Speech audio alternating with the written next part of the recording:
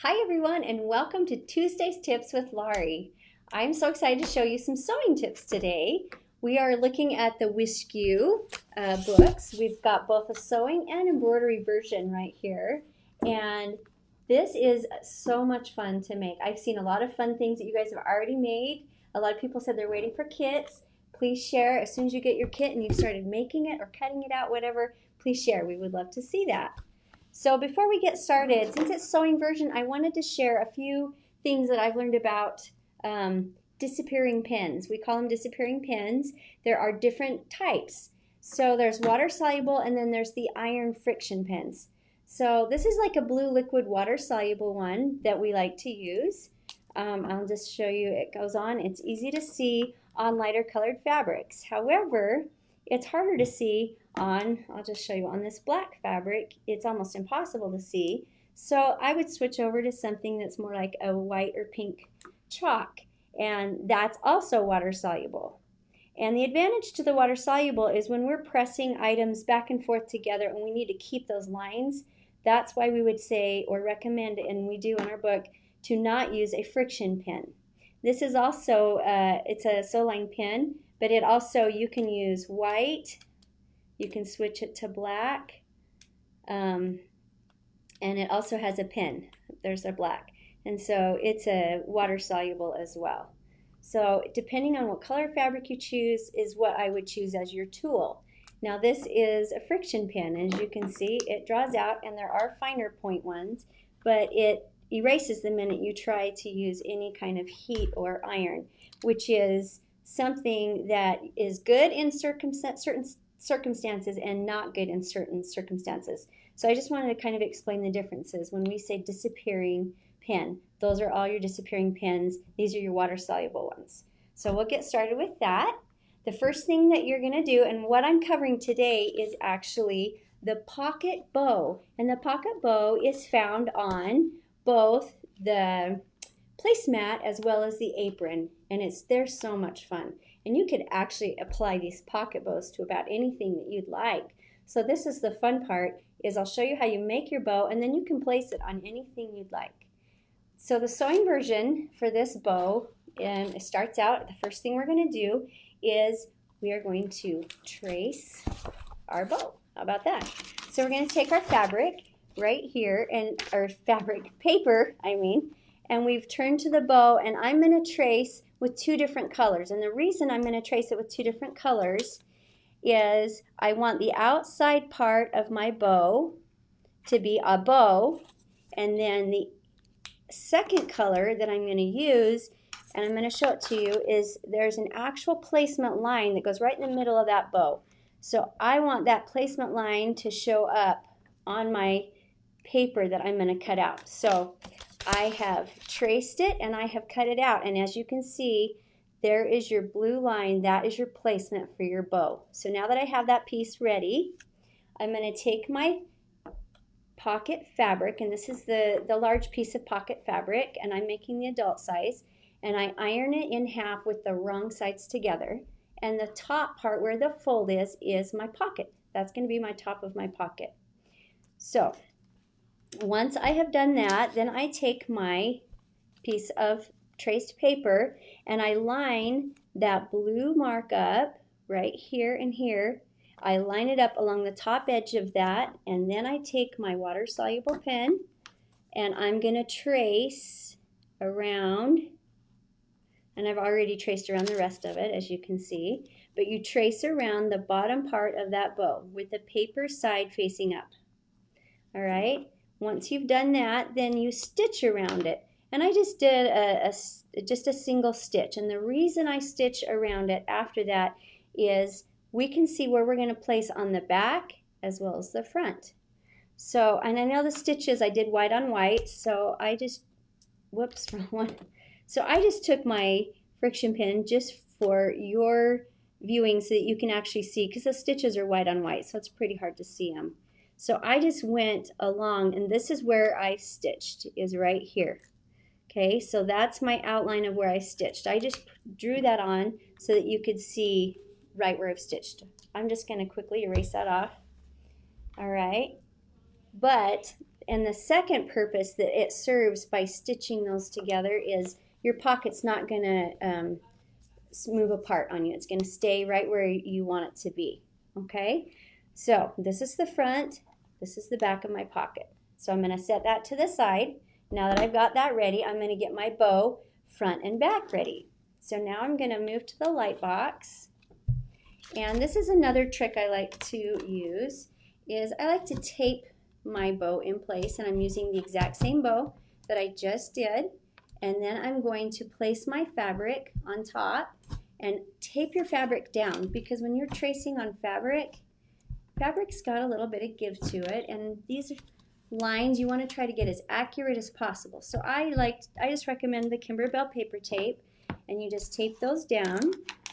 And then I use my water-soluble pen again, and you can see the outside edge, and then I just trace all the way around the outside edge. And not only do I trace around the outside edge, I also, if you can see that, I'm tracing all of the little details this time. And I'm tracing the details including that other line, and again, that line I want to trace in a different color, because that's your placement line again. That way we can line those placement lines up. So I'm going to click this off, and if you can see that placement line is done in pink or white, whatever color you choose, so that you can place that when you're ready.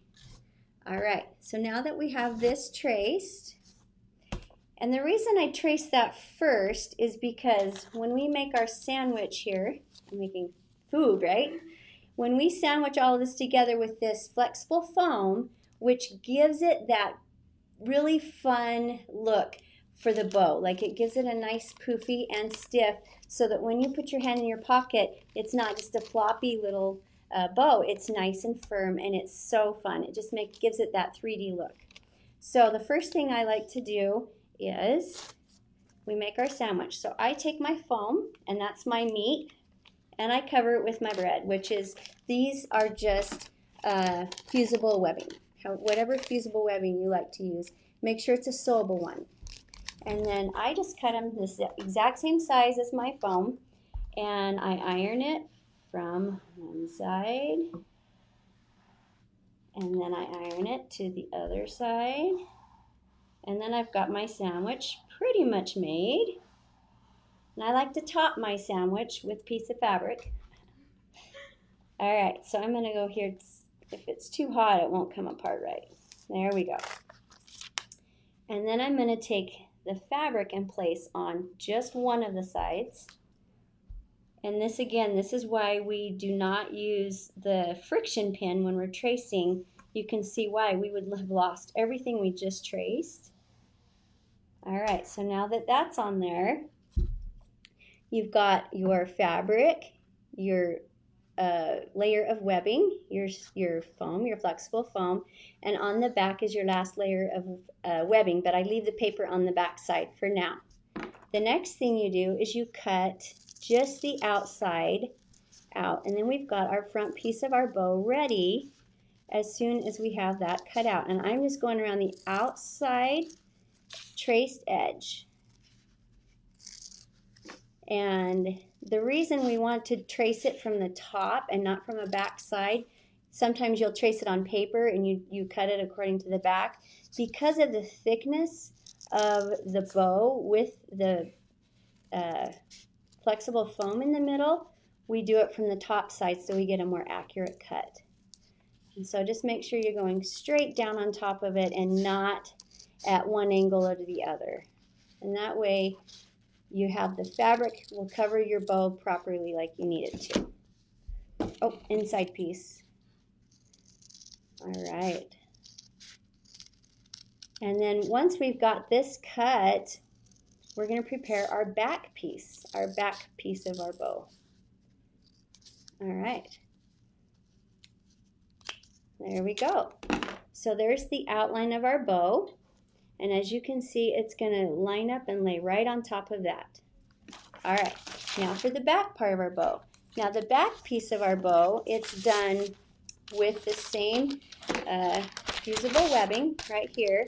and you trace it right out of the book, but you do use the bottom one, which is the reverse, because this is the back side of the bow, and so we want it in reverse. And we would trace this right onto the paper, and then we iron the paper directly on the top or the back side of our fabric. And you can see I've already got a jump start on cutting around it. And then we finish cutting actually on the line. And then these two pieces are ready. We've got our back ready and we've got our top ready. And it's really a quick process. You can see it didn't take very long. And then so this is the back part of our pocket. And I'm going to show you. So when you look at your pocket, either from the front or the back, you're going to, we're going to iron that together. You're going to see beautiful fabric on both sides. All right, so the next part of this is how do we get this guy onto here, matching it up. That's why we stitched those lines on our pocket fabric, was that we've got something to match it up to on the front and the back, and it'll line up. All right, so the first thing I do, and this is where this line comes in right here, is I'm going to peel the paper off the bottom part of my front bow pocket. Boy, that's a mouthful. So I'm just going to peel it up to the point where that line is. So I'm just going to peel it right up to that line on that side and this line on this side, and make sure it's even in the middle. I'm going to crease it, and this is where the adhesive is going to be, right? So I'm going to lay it down on the front of my pocket, lining that up just like that. And then I'm going to pinch it. I'm flipping it over so you can see from the back side that the paper is covering, so your iron's not going to stick. I know that's probably something you're going to ask me, is how do you keep this from sticking to your ironing board or whatever. So again, I put it on, and as you can see, I line it up and then I turn it over. All right, and if you want, you can put a little bit of heat down on the bottom to hold it in place. It does take a little bit longer, so hold it there for a minute because it's going through that foam. And then it stays in place for you. And then when you turn it over and you iron it from the back side, the fabric is a little bit thinner.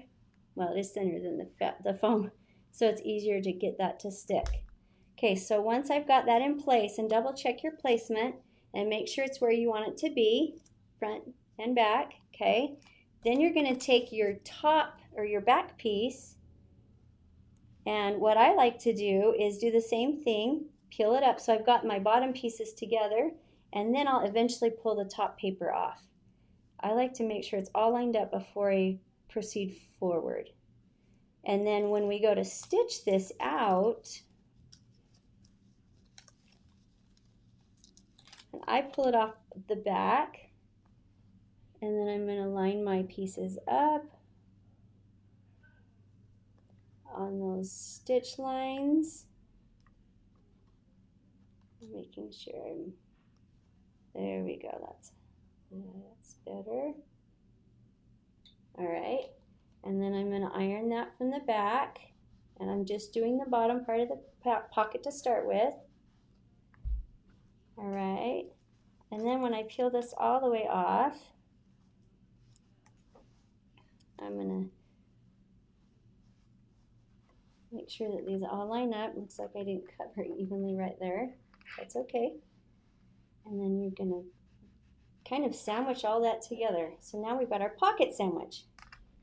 And it's oh so cute. So what I do, it's a little hot, sorry. From this point right here, if it didn't line up exactly, because how many times have you cut something out the exact same twice? So all I do is I just make that back match just a little closer. And then when it stitches together, it actually, I know that you're wondering, well, I can see the foam here. We're going to go over to the machine and I'm going to show you the stitch that I do, and it actually sucks this right together, and it finishes off that edge. You can do whatever stitch you would like.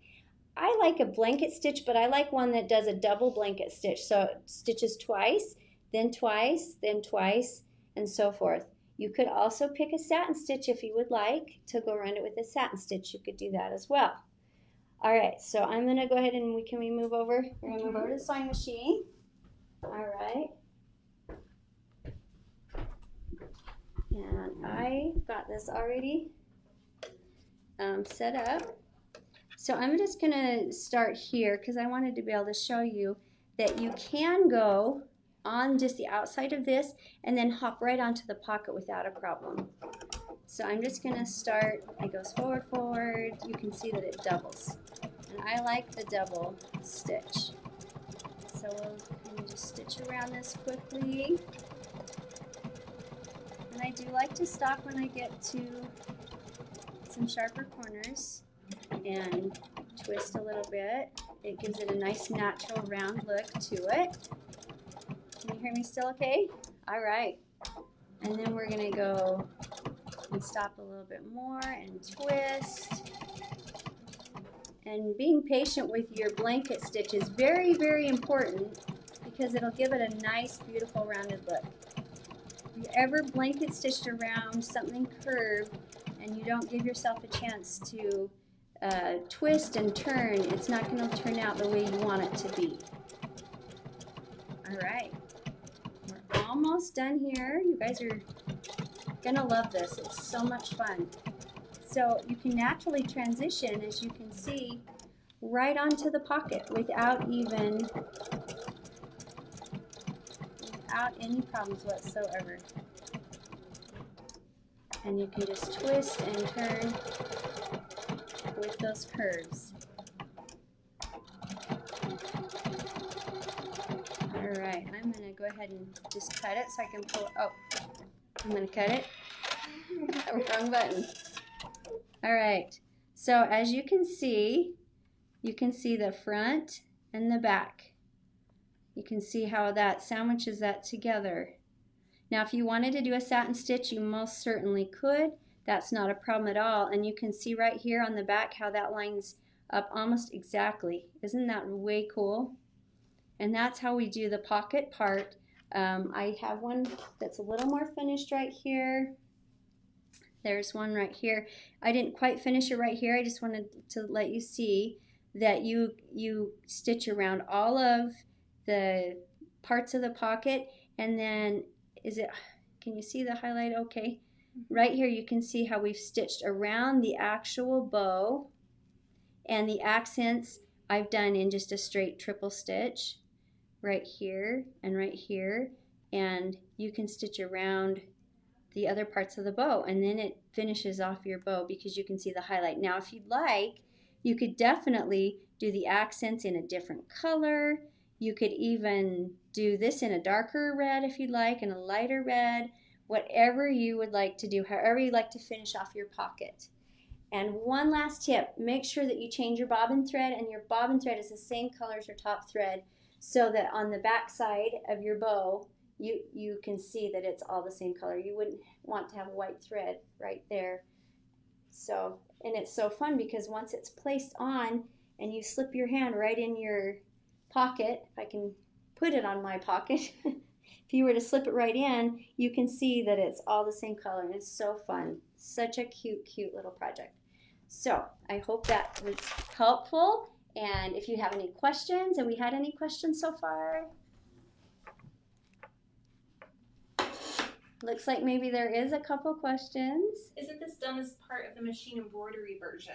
Yes, when you do a machine embroidery, it's done similar where you add a layer and then you add another layer. But yes, you can do a machine embroidered version of this as well. And it is done with a satin stitch. It finishes off with a satin stitch.